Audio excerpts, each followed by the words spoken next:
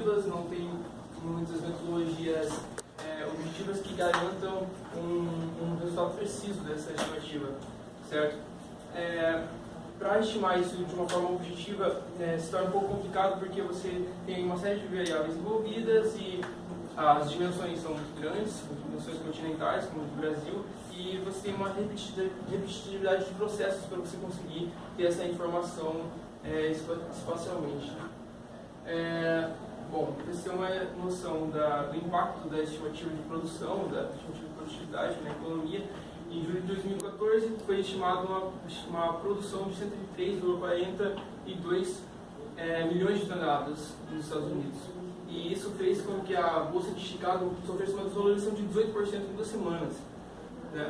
E, ao mesmo tempo, devido às intempéries climáticas no Brasil, a importação de soja, isso é de soja, a importação de soja do Brasil no primeiro semestre de 2014 foi 42% maior do que todo o ano de 2013. Certo? A previsão de 2015 e 2016 é a mais alta histórica agora, de 104,78 milhões de toneladas, e devido às boas condições da safra de 14-15 no Brasil e na Argentina, o preço da soja internacionalmente ele está em queda.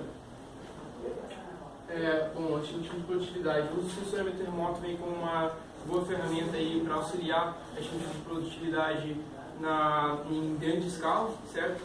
E ele vem sendo relacionado com as variáveis agrometeorológicas, principalmente a disponibilidade hídrica, já que a disponibilidade hídrica é o principal fator na estimativa de produtividade, na produção, enfim. Existem uma série de variáveis desenvolvidas que foram feitas para estimar essa produtividade, porém, todos esses métodos, cada um deles tem uma série de problemas, precisa ter uma certa repetitividade dos processos, muitos não conseguem ser executados a tempo de criar cronogramas oficiais, etc. Muitas são feitas em locais específicos, os resultados são pontuais ou posteriormente interpolados, né? Não são feitos em uma grid muito representativa. Bom, o objetivo desse trabalho então foi elaborar um software que permita gerar modelos, criar modelos, aperfeiçoar modelos, calibrar modelos de estimativa de produtividade agrícola de forma espacial, pixel por pixel, de forma a aproveitar aí todas as resoluções dos satélites, aproveitar as resoluções temporais e as resoluções espaciais dos satélites, das informações que são inseridas nos modelos. Com o objetivo específico, então, manipular os dados matriciais e vetoriais diferenciados, os tipos e os shapes, estimar as datas de desenvolvimento das culturas, as datas de semeadura, data de máximo desenvolvimento vegetativo e data de colheita, já que todo o trabalho de estimativa é feito baseado nas datas de plantio e de colheita. Distribuir os índices da cultura, o KC e o ZR, que é a sensibilidade hídrica e o comprimento de raiz e profundidade, estimar o excesso hídrico da cultura, estimar a evapotranspiração real pelo balanço hídrico da cultura, pelo método FAO, e implementar de uma forma genética para várias culturas e automatizada a estimativa de produtividade pelo método FAO. Revisão bibliográfica. Bom, para a gente ter uma noção do poder da agricultura na economia, o agronegócio corresponde a 34% do PIB nacional, certo? Sendo a agroindústria 31%, a agropecuária 33%, e a distribuição logística aí 30%. O Paraná é o segundo maior produtor em grãos do Brasil, certo? Sendo que a soja corresponde a 46%, quase 47% de toda a produção em grãos do país. E a safra de 2014 nós tivemos aí 204,53 milhões de toneladas colhidas. Produção em área, aqui a gente pode ver que a produtividade, a produção aumentou bastante em relação à área, ou seja, a produtividade cresceu bastante. E isso se deve à melhora de tecnologia em todas as áreas da agricultura. Sendo que a soja foi um dos principais responsáveis por esse aumento total de produtividade em grãos aqui. Ela teve um aumento de 5,6% nessa safra de 2014-15. E a previsão é que o Brasil se torne aí o maior exportador de grãos do mundo em 2024. Bom, o balanço hídrico. Para estimar a produtividade, o balanço hídrico ele é uma ferramenta fundamental. Ele permite com que você tenha um entendimento da relação solo e planta, ele permite determinar o nível da água na zona de raízes, né, o quanto que as plantas realmente têm de água disponível. Ele permite determinar também, consequentemente, se essa planta está sob estresse hídrico ou não. Né. O balanço hídrico FAO foi aplicado em estudos aqui no Paraná, utilizando dados agrometeorológicos para estimativa de produtividade de soja. Bom, cálculo de produtividade segundo a FAO. A FAO determina uma razão simples para você estimar a produtividade. Ela diz que a redução relativa da produtividade está relacionada com a correspondente redução da estimativa redução relativa da evapotranspiração. Ou seja, aqui a gente tem a produtividade atingível, a produtividade potencial bruta, aqui a gente tem o índice produtivo, que ele vai variar dependendo da cultura que você tem. Aqui nós temos a evapotranspiração real, a evapotranspiração real e a evapotranspiração máxima da cultura.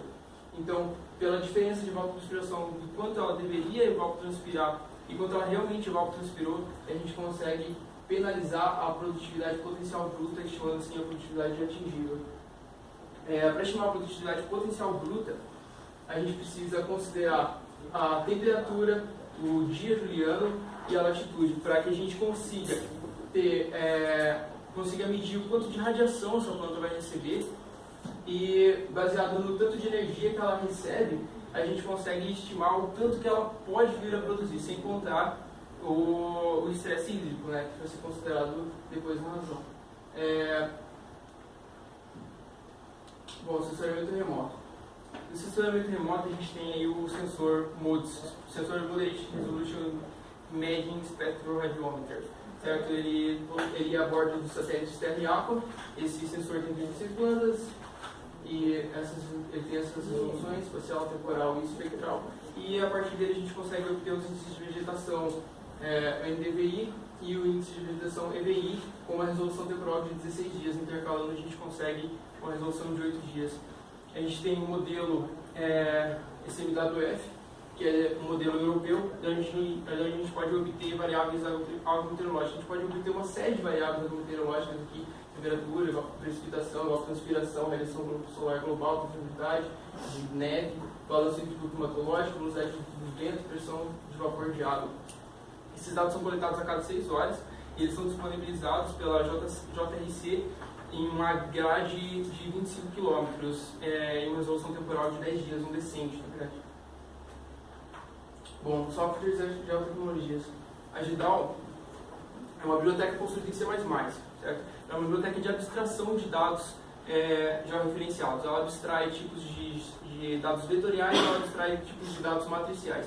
Ou seja, você tem diferentes tipos de imagens, TIFF, IMG, vários formatos de imagem, onde você consegue abstrair esses formatos de imagem e tratar todos da mesma forma. Ela possui as distribuições para essas linguagens, da Python que foi utilizada, e, como disse aqui, ela fornece também algoritmos de geoprocessamento em linhas de comando, algoritmos para você fazer cálculos matriciais, soma de raster e também alguns algoritmos de interpolação, recorte, algumas coisas assim. A linguagem Python. A linguagem Python é uma linguagem orientada a objetos de alto nível, ela não é tipada e ela é livre para uso comercial, certo? E ela é uma linguagem bastante utilizada em SIGs, né, Sistemas de Informação Geográfica. Ela é utilizada no ArcGIS e no QuantumGIS, já faz bastante tempo. Suas versões mais utilizadas são a 2.6 e a 2.7, por questões de compatibilidade em bibliotecas. Materiais e métodos. Bom, para a determinação das datas da cultura, estimar a data de semeadura, a data de desenvolvimento vegetativo e as datas de colheita, foi utilizado um método que é apresentado por João. Esse método considera o perfil de EVI, é identificado os picos do perfil de EVI e os pontos de inflexão nos picos inferiores, pontos de inflexão. E o ajuste da estimativa de data ele é feito em relação à diferença entre a data de pico e a data de inflexão, certo? Essa diferença de tempo aqui, esse percentual de diferença de tempo, ele é adicionado no ponto de inflexão, ou seja, se você tem uma diferença aqui, essa diferença vai ser somada, o ponto de colheita o ponto de semeadura vai ser adiantado, e aqui o ponto de colheita vai ser atrasado um pouco do ponto de inflexão. foi implementado o filtro Savitsky-Dolly para fazer o filtro desse perfil de EVI, a fim de minimizar interferências atmosféricas e outros efeitos como nuvens. Então, só utilizando esse perfil de EVI. Balanço hídrico. O balanço hídrico, segundo o modelo da FAO, ele precisa de algumas variáveis que são inseridas no modelo. Essas variáveis do solo são as variáveis CAD do solo, que eu vou mostrar mais pra frente. A variável ZR, P e K, C, que eu vou mostrar mais pra frente também. Essas variáveis estimam a tal, que é a capacidade de armazenamento da água. Ela precisa também das variáveis de precipitação e evapotranspiração de referência. Isso tudo para estimar a evapotranspiração real e a evapotranspiração da cultura, a fim de a gente poder inserir no modelo de produtividade e estar estimando a produtividade atingível. No balanço hídrico da FAO, a gente tem uma série de variáveis aqui, como irrigação, ascensão capilar e percolação profunda. Essas três variáveis aqui, elas não vão ser utilizadas, primeiro porque não existe irrigação nas áreas observadas, e segundo, e as outras variáveis, percolação profunda e ascensão capilar, são muito difíceis de serem determinadas. Então, a gente vai utilizar somente as variáveis de precipitação e evapotranspiração da cultura. Bom, essas são as fórmulas para estimar cada um daqueles termos que eu mostrei anteriormente. Cada uma dessas fórmulas foi implementada no software e cada uma delas é uma função do software, que eu vou mostrar mais para frente. Bom, estimativa de produtividade. Como eu disse, através do balanço hídrico, a gente consegue obter a evapotranspiração da cultura e a evapotranspiração real, certo?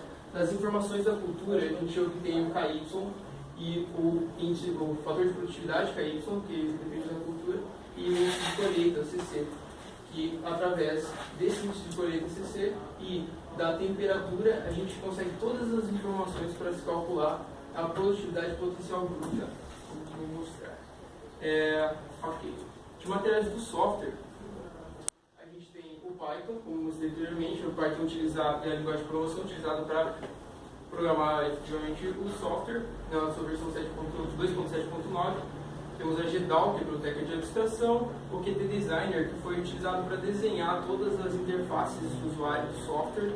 Esse software, o Qt Designer, ele é livre para usos não comerciais, certo? Se for usado para usos comerciais, ele precisa comprar licença. E o Eclipse, que foi a IDE, o ambiente de desenvolvimento que foi utilizado para estar desenvolvendo esse software. Com as bibliotecas Python, foi utilizado a pip, que é uma biblioteca de atualização de outras bibliotecas, o download, a GDAL, que é uma biblioteca que faz a linkagem com o core da GDAL, XML, a biblioteca para gerar XMLs que são utilizados na comunicação também entre a GDAL, entre o core da GDAL.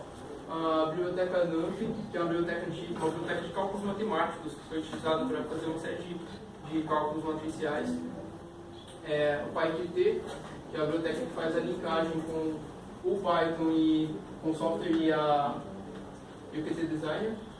A Fiona, que é uma biblioteca de abstração de shapes, que foi utilizada para fazer a linkagem entre os shapes e a biblioteca de DAO. Raster.io, que também é uma biblioteca que permite aí ter uma interface de abstração com a GDAL. E o PyTrace, que é uma biblioteca que gera o executável do software para que esse software seja executado em Windows, seja executado com métodos. Na construção do software, foi utilizado a estrutura de arquitetura MVC, visão, controle e modelo, certo? Essa arquitetura permite dividir o software em componentes, tornando ele mais modular e facilitando a manutenção e também a escalabilidade do sistema posteriormente. Como padrão de projeto, todo o sistema foi desenvolvido baseado no template method. Todas as funções são baseadas no template, são todas padronizadas. Todos os controladores são baseados no template, também é padronizado. Por que isso? Porque esse software, como eu disse, ele serve como uma base para você implementar modelos, serve para você calibrar modelos. Então esse software tem que ter uma organização estrutural que permita com que sejam inseridos nesses softwares novos modelos de estimativa, com que esse modelo de estimativa seja modificado, que você possa estar aí calibrando esses modelos de uma forma rápida, sem ter que se preocupar com centenas de planilhas no Excel, enfim, você tenha velocidade mesmo para calibrar esses modelos e obter resultados rápidos. Com a análise orientada a objetos, o ML, foi utilizada para desenvolver o software desde o começo. Ela fornece uma série de diagramas que não foram usados em sua totalidade. Foi utilizado para desenvolver esse software o diagrama de classes. Ele permite entender aí os componentes do software, as relações entre as classes. O diagrama de pacotes, que é utilizado para você entender a estrutura organizacional do sistema. O diagrama de atividades, que permite entender como o sistema vai funcionar, como o fluxo de informação vai funcionar no sistema. E o diagrama de casos de usos, que permite entender quais são os atores que utilizarão esse sistema e quais usos eles farão desse sistema. A estrutura de referências de dados, como eu disse anteriormente, ela permite aumentar o nível de abstração do sistema, também para que esse sistema se torne padronizado e seja utilizado de forma facilitada posteriormente, e a priorização de ferramentas e operações com o template Melo, como eu comentei anteriormente, para que todas essas funções sejam padronizadas, você possa estar sempre inserindo funções novas do sistema de uma forma rápida. Estudo de caso e aplicação do software. O caso foi aplicado, esse software foi aplicado para o estado do Paraná, certo? O segundo maior produtor em grãos do Paraná, do Brasil. A área de aplicação do estudo, ela foi, enfim, o estado do Paraná, com a totalidade de 399 municípios. A máscara de soja utilizada foi a máscara mapeada por Souza, e que ele utilizou o índice de EVI para estar mapeando essa soja. E, enfim, daí para identificação das datas da cultura, as datas de semeadura, as datas de máximo desenvolvimento vegetativo e as datas de colheita, foi utilizado as imagens de EVI, mods terra mais rápido, que dão aí uma resolução de 250 metros, uma resolução temporal de 8 dias. E para filtrar essas interferências foi utilizado primeiro o filtro FLET, o filtro Savitsky, posteriormente o filtro Savitsky foi implementado no software, mas o filtro FLET não foi implementado no software. Esse perfil de BI foi submetido à função do software de estimativa da cultura, com um ajuste de 3% para a semeadura e um ajuste de 4% para a colheita. Bom, como o CAD, que é o intervalo de umidade do solo, entre a capacidade de campo e o ponto de angústia permanente da cultura, ele é gerado a partir das informações do solo em braço, e ele fornece aqui a profundidade a capacidade de armazenamento de água com 50, 70 e 100 minutos. Bom, esses são os índices da cultura utilizados no modelo. Esses índices eles são obtidos pela FAO, e tem para praticamente todas as culturas, todas as culturas mais utilizadas no mundo, tem os índices lá, KC inicial, KC médio, KC final, ZR, que é a profundidade da raiz, KC é a acessibilidade da cultura, acessibilidade da cultura ao... Desculpa. Enfim, levar uma transformação exatamente. O B, que determina quanto de água efetivamente vai estar disponível para a cultura, né? Quanto de água a cultura vai estar prontamente disponível para a cultura e quanto de água a cultura vai precisar estar fazendo uma força para puxar essa água, né? Bom, esses índices aqui eles foram divididos em estádios fenológicos, né, segundo a metodologia do estado Cojamão, e esses índices foram calculados temporalmente, baseados nas datas de semeadura e colheita, e distribuídos para todo o Paraná, com a função implementada no software. Os dados do CMWF. esses dados eles foram recortados, essa imagem é uma imagem de precipitação para a América do Sul inteira, elas vêm assim desse tamanho mesmo. Elas foram recortadas pelo estado do Paraná e foram interpoladas para 256 metros para corresponder à grid do MODIS. Foram utilizadas as informações de evapotranspiração de referência, precipitação e temperatura média do ar.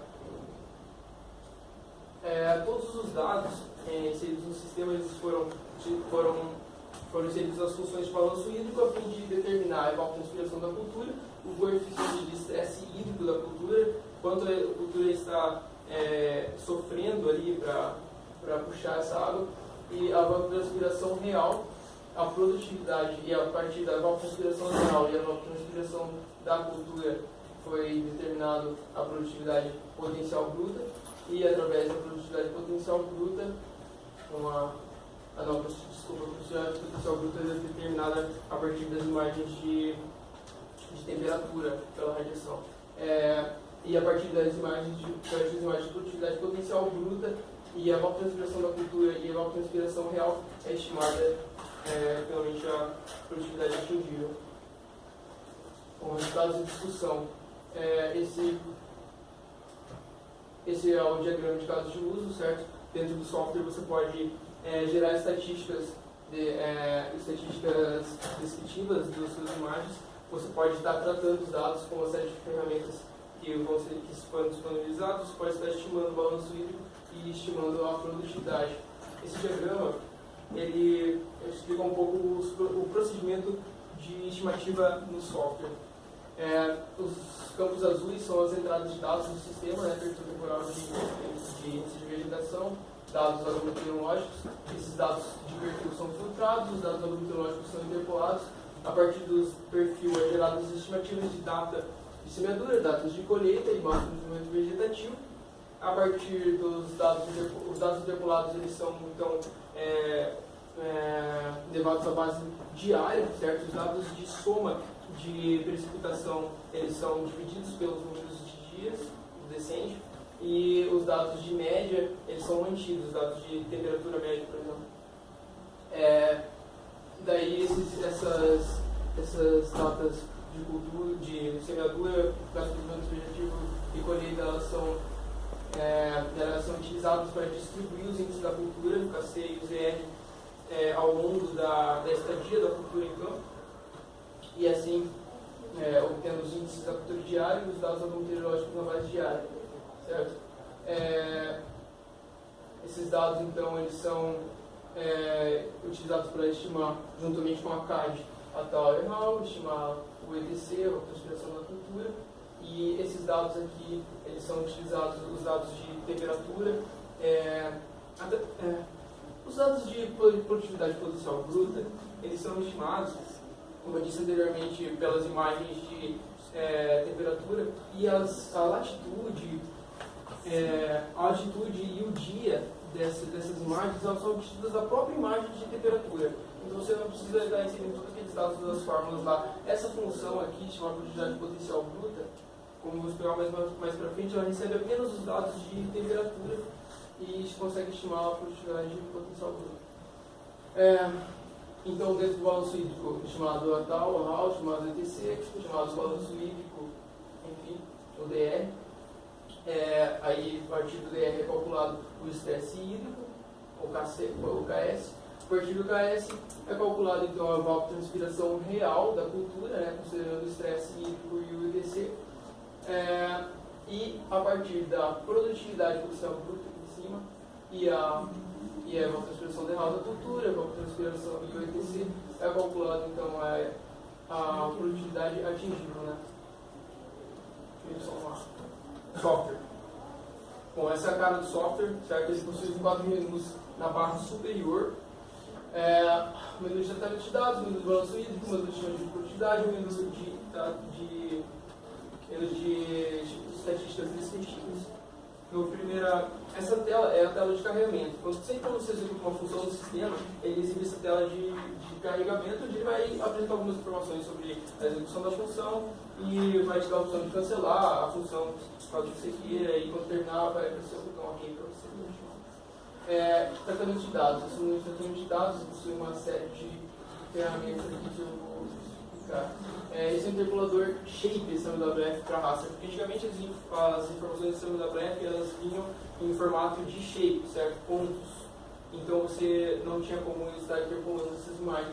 Quando você insere o shape correspondente a um ano, né, porque todas as informações vinham em um ano inteiro, ele apresenta para você todos os atributos presentes nesse shape, que você escolhe qual atributo você vai interpolar, e aqui você coloca a imagem de referência. Por quê? Porque ele interpola as imagens de uma resolução maior para uma resolução menor, deixando os pixels e as posições da imagem exatamente igual à imagem de referência, certo? Que você agrupa por descende, porque ele vem, como eu disse, um ano inteiro. Esse aqui é o interpolador raster para raster, aqui só tem uma descrição do algoritmo. Na segunda aba eu tenho a configuração das pastas de entrada das imagens, pastas de saída das imagens. Na terceira aba eu tenho a configuração da imagem de referência, como no outro interpolador.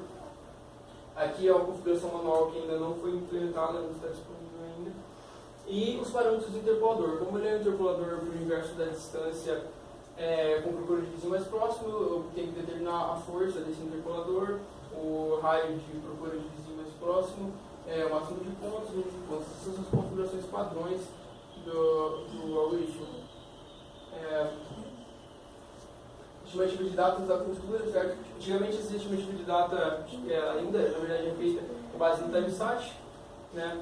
O timestat ele não é muito produtivo, né? Ele é um software que demanda bastante tempo para você estar aprendendo a mexer aí, e a ideia é integrar todas as ferramentas em um único software para estar gerando esse tipo de produtividade. Então foi implementada essa ferramenta que você configura a posição de semeadura, a posição de máximo desenvolvimento vegetativo e a posição de colheita, para que o software procure esses pontos. Você pode fazer um corte no perfil de EVI.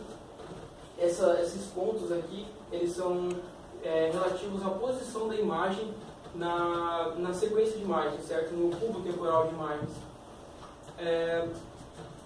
Esse avanço, semeadura e avanço colheita, eles são aqueles percentuais de ajustes que eu expliquei anteriormente em relação à diferença de data do pico do ponto de inflexão, seja colheita ou semeadura.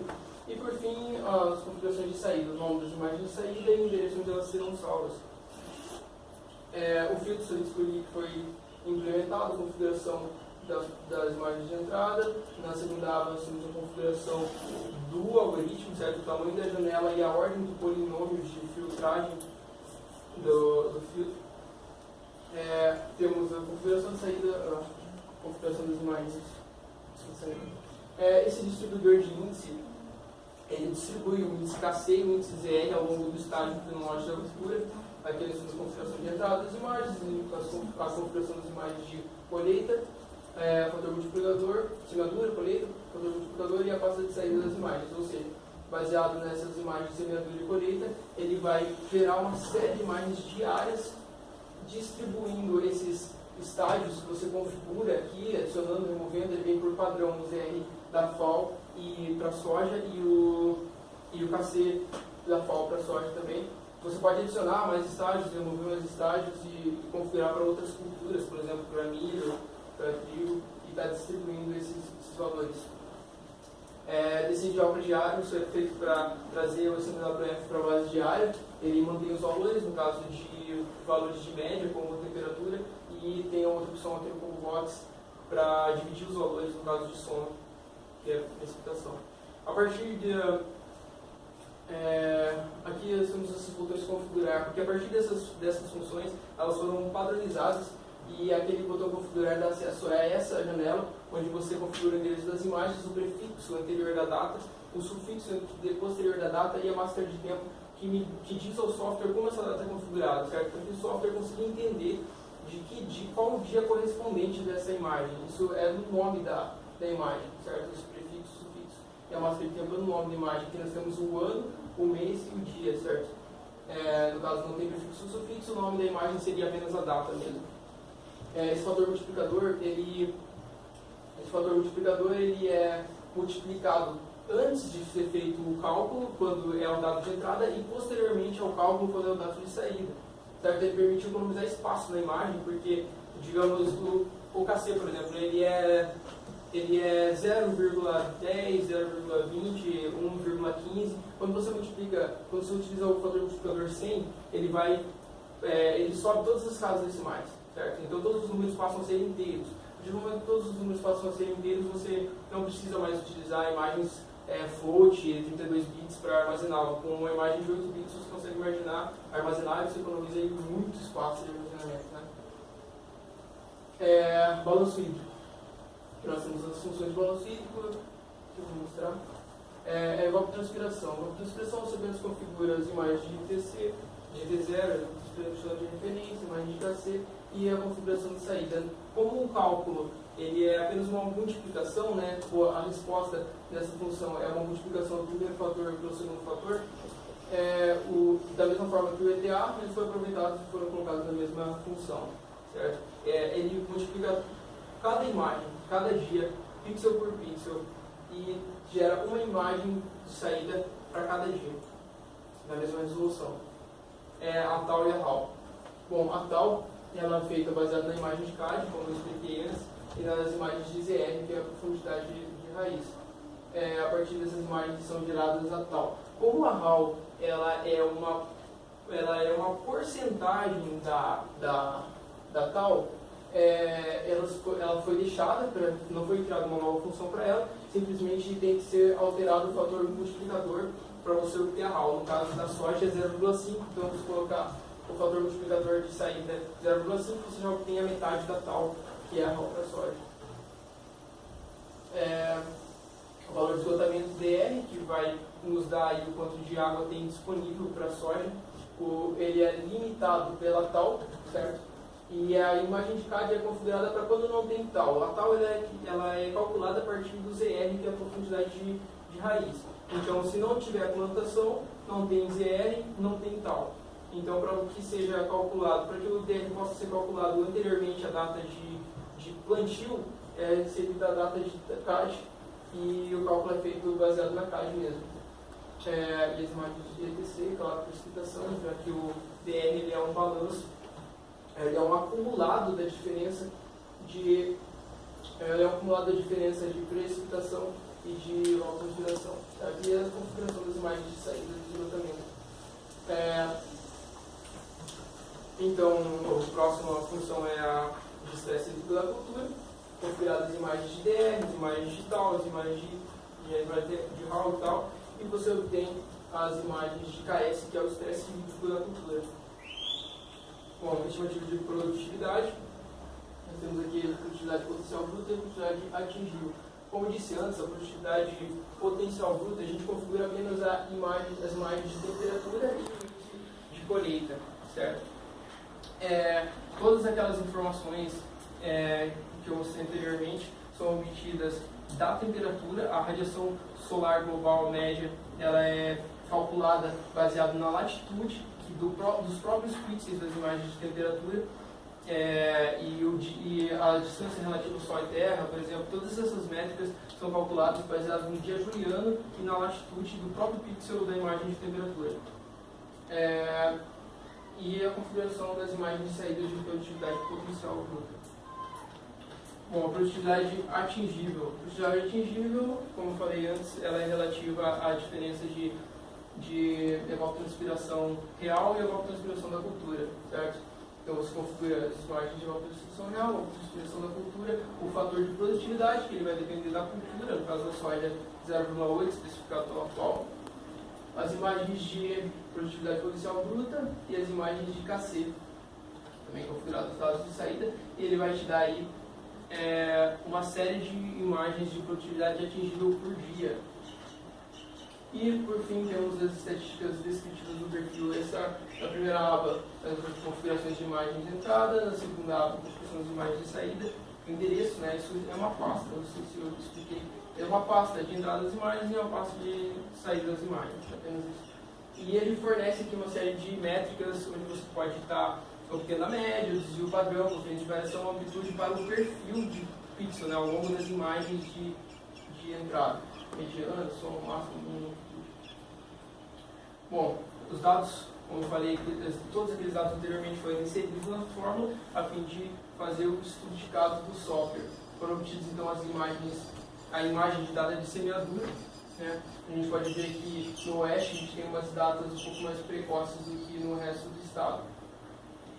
As de massa do desenvolvimento vegetativo que deu uma equilibrada. Ainda tem um desenvolvimento vegetativo, um pico de desenvolvimento vegetativo mais cedo no oeste, mas ele já é um pouco mais equilibrado. E a colheita que acontece bem antes até no oeste do Paraná e bem mais tardio no resto do estado. Bom, o índice ZR, profundidade de raiz, ele foi distribuído ao longo do estado, certo?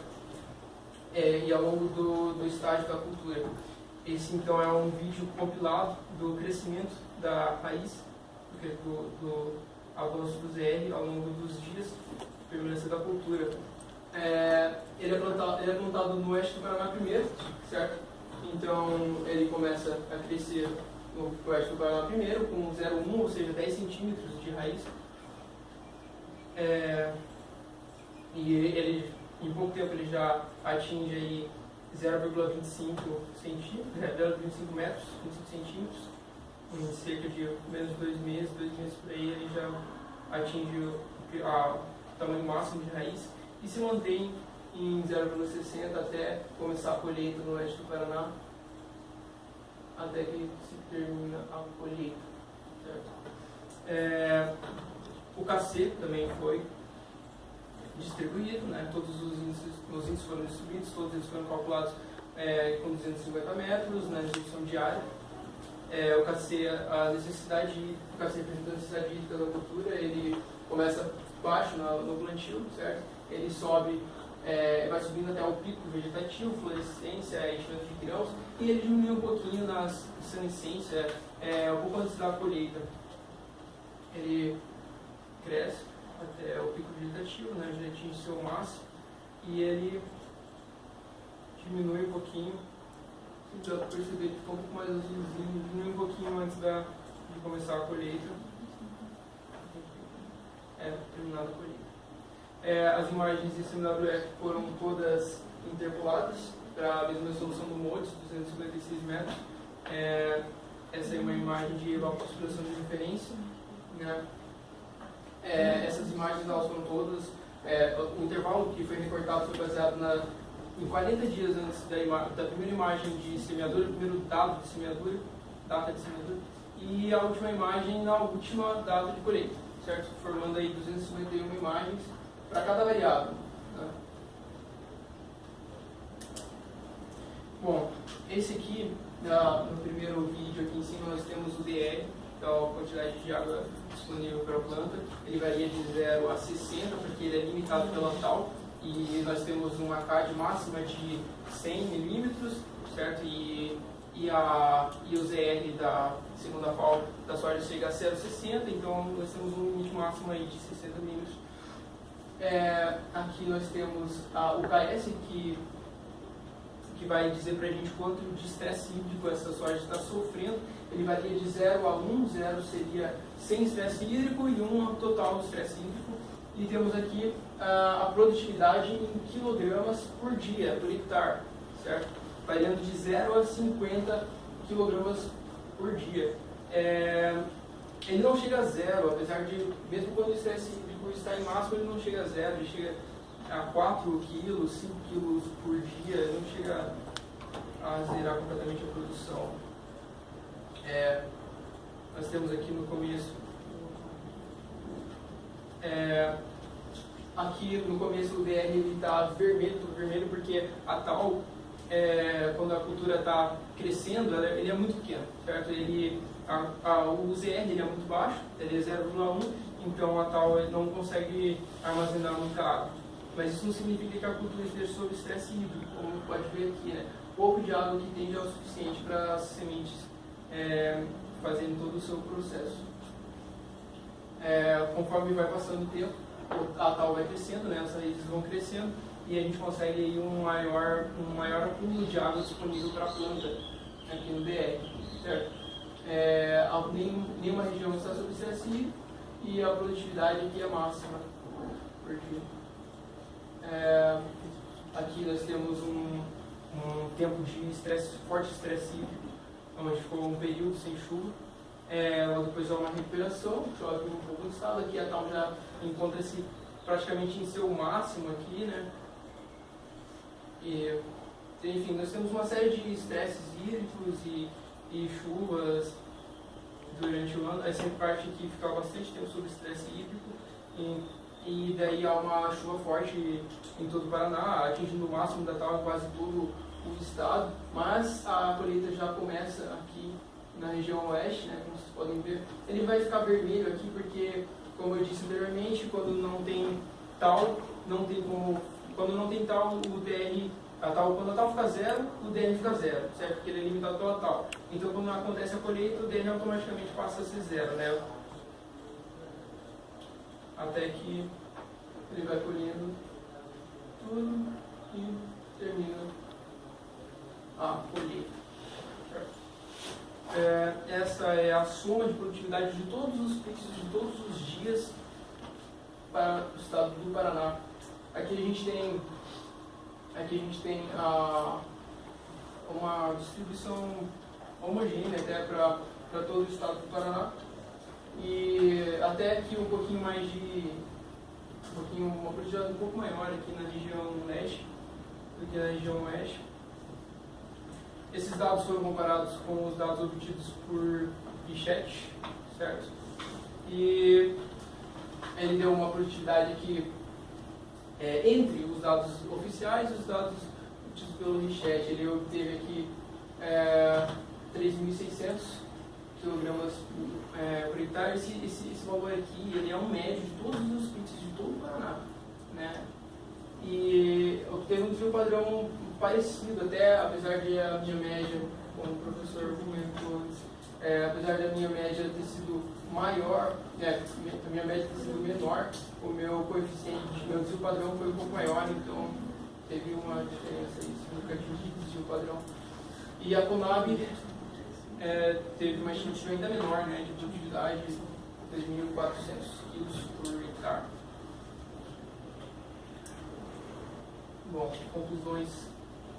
Bom, o trabalho apresentou um software, certo? O Gafanhoto, que foi batizado de Gafanhoto, e é dotado de recursos de geoprocessamento e ferramentas que permitem aí estar manipulando os dados matriciais, os dados vetoriais, georreferenciados, para interpolar essas resoluções temporais, e vai aproveitar o máximo de resolução temporal e resolução espacial. E o software permitiu também, utilizando as ferramentas desenvolvidas, estimar as datas de semeadura, colheita e máximo de desenvolvimento vegetativo, permitiu estar distribuindo os índices K6 e R para os dados fenológicos de forma espacial, 250 metros, com a resolução temporal diária, e permitiu implementar de forma facilitada aí o modelo de estimativa de produtividade FAO, calculando a evapotranspiração, o excesso hídrico, determinando o balanço hídrico da cultura na mesma resolução, com uma execução automatizada. Para você executar todo esse processo e obter, enfim, a produtividade final, demora mais ou menos um dia de processamento, mais ou menos, se você já tiver todos os dados, né? E permitiu também implementar a produtividade, como eu falei, já de potencial bruta, a produtividade atingível com a mesma resolução, de uma forma rápida, né, automatizada, para a cultura da soja. Aí. E é isso. Gostaria de ressaltar que esse software ele não é um software final, né? Ele é um software que ele é feito para ser utilizado para calibração, utilizado para estar gerando os modelos de estimativa. Ele não é um software para prever a produtividade. É um software que é para ser usado aí para o pesquisador, para que você possa estar calibrando o modelo de uma forma rápida, de uma forma automatizada, e que você não tenha perdas no seu sistema, certo? Porque muitas vezes o que acontece quando o pesquisador vai utilizar esses dados agrometeorológicos, ele acaba fazendo arredondamentos, ajustes de resoluções temporais, por exemplo, pegando os dados SMWF, que é a resolução decendial, e arredonda todos os dados para 10 dias, certo? Então,